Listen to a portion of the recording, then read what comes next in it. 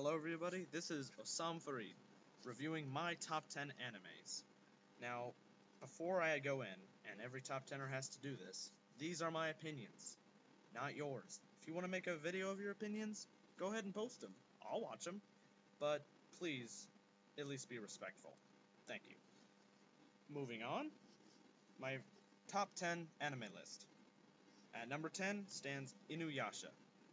Now, the reason this is on my top 10 list is because it means a lot to me.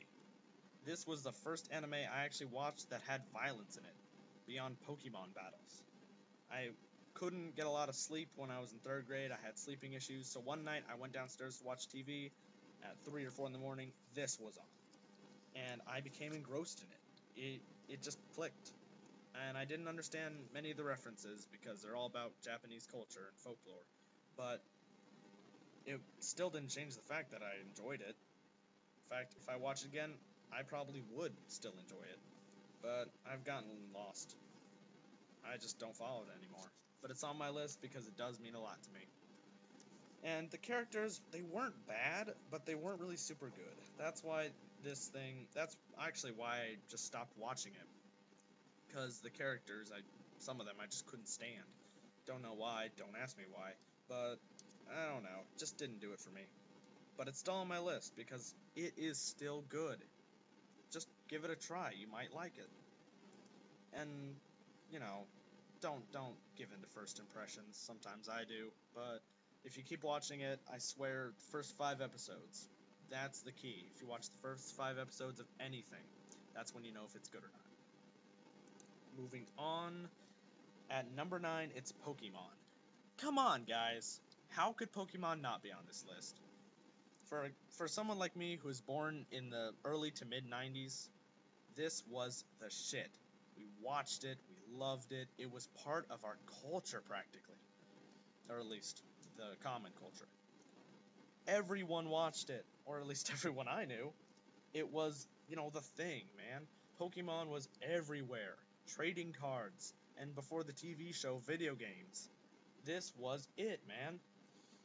And the characters were lovable, especially if you were, a little smaller. They were still lovable. And I can't stand new Pokemon. I don't know why.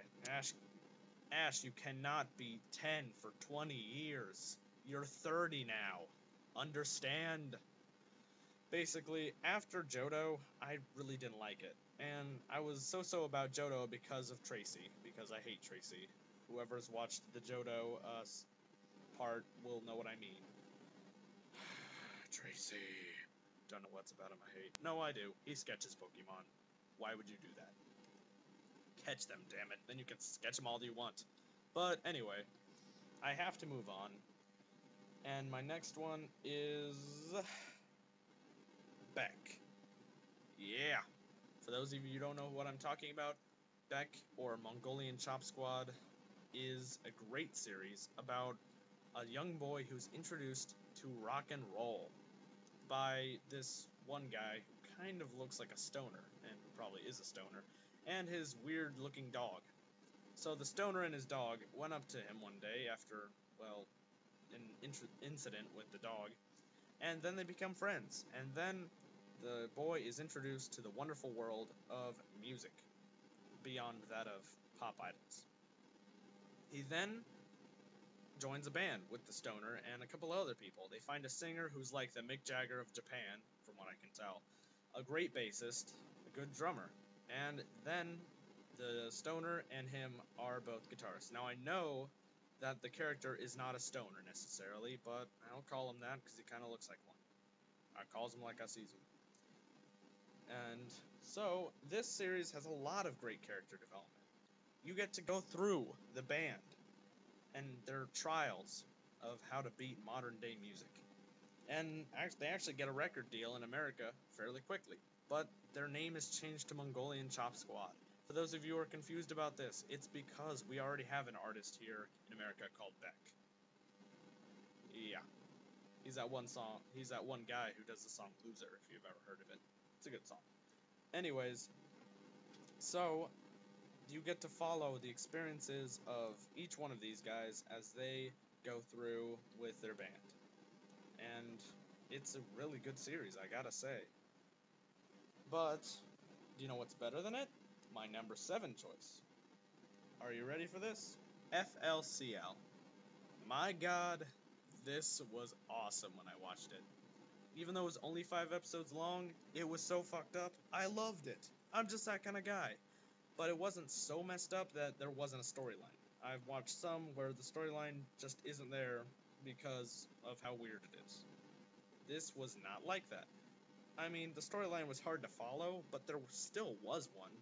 Even though it had a pretty vague presence, there still was definitely one. And it became a lot more important in the later episodes.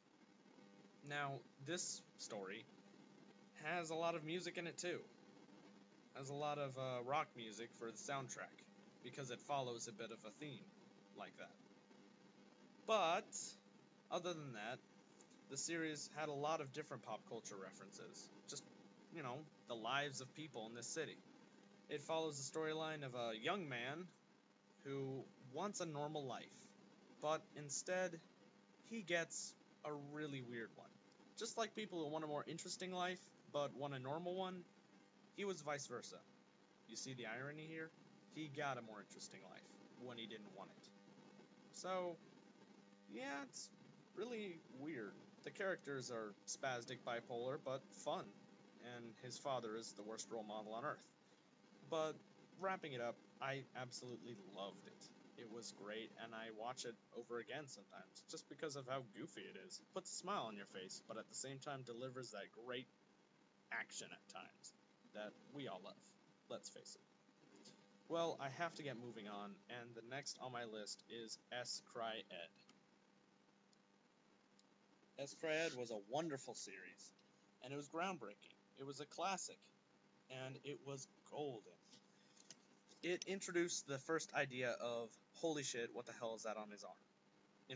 The trend that's been going on for a while, as you can see in the picture. That's our main character, Kazuma. He's a street fighter, but he has superpowers. A lot of people do in this series, but that's explained later. He was fighting for his sister and him to live, basically, because he has to take down people with bounties in order to get enough money for food. So, one night, he's tracked down by the government as they try to arrest him and contain him, because he is a rogue, powerhouse, I should say. Anyways, I'm not going to reveal anything else, but the characters are wonderful. Absolutely wonderful. Very deep. Their pasts their pasts unfold during the series like water falling down like a ledge. It's wonderful. Or, I should have said flowing down a river. It all happens so fluently. But this series has so many curveballs. Oh my god. Just when you think this is about to happen, something else does. It's absolutely wonderful. And it is a classic series. You will never expect the ending, nor many of the things in between. But I have to move on. At number 5, it's Full Metal Alchemist. I discovered this right after Inuyasha because, well, they're on the same channel, Adult Swim, that I watched. And I recorded this with my DVR too. Fuck yeah. Anyways, this series was great because it took an old concept from the Middle Ages and Renaissance, alchemy, and changed it up a bit, and revolutionized it, and made it a bit cooler. And in this story, you see the tragic attempts of 2 young boys to get their bodies back. Yeah, you watch and you'll find out. Although, I don't really know who hasn't seen this series. The original series did not exactly follow the manga. But then Brotherhood, the second series, followed it textbook. Textbook following. Just exactly to the point and to the manga. And it was great. Everything's great. The plot elements are spectacular. The characters are all deep and very, well, not condescending, really. It's absolutely a must-see series if you haven't seen it, and it will flip your world upside down. And a lot of the plot elements can apply to real life. But I have to wrap this up. Thank you for watching. Thank you dearly for watching. This has been Osam Fareed. Wait for part 2.